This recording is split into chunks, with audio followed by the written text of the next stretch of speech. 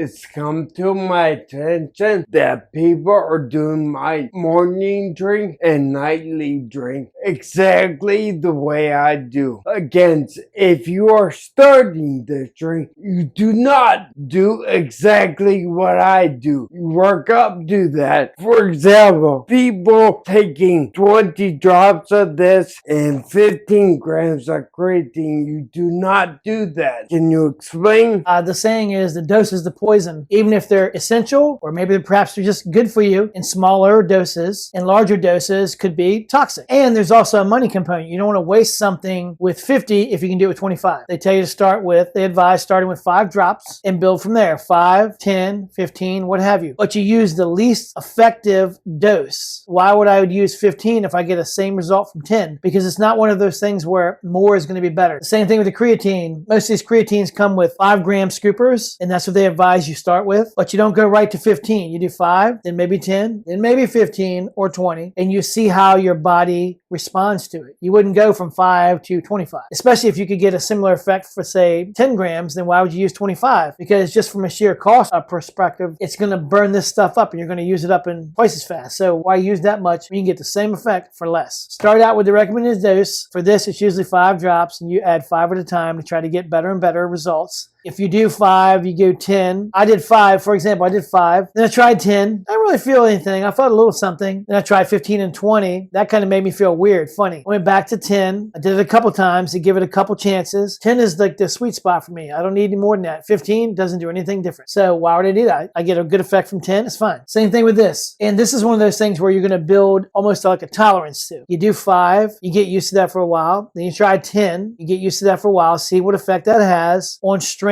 power, muscle building, and for mental clarity. You're going to need less dosages, 5 to 10, for strength, for the muscle effect. You'll need less for that. You'll need more for the cognitive effects, like 15, 20, 25. People have even gone up to 30, grams. That's a lot, but they still build up to that. They do it a little at a time. You never jump. So you do it a little bit at a time. 5, 10, 15, 20. And you try it out for a while. If I did 5 and then I was going to 10, I would do 10 for a week and see how that feels. And then if I was going to go to 15, I would do that for a week. So same thing with this. I would do 5 for at least a week, and then 10 for at least a week. I wouldn't do it one time and then jump again.